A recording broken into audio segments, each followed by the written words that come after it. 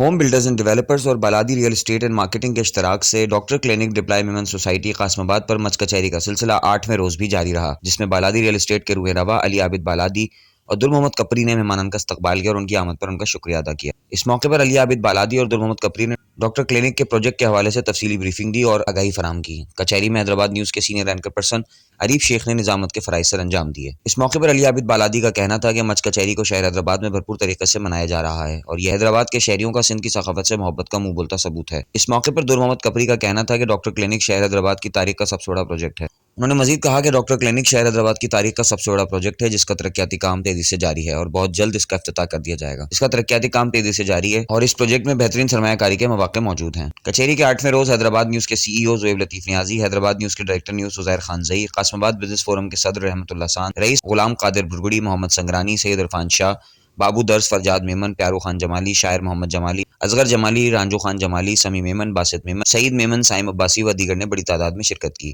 اس موقع پر ثقلین بالادی و دیگر بھی موجود تھے۔ اس موقع پر کچہری میں مہمانان کی تواضع کے لیے طعام کا بھی اہتمام کیا گیا تھا۔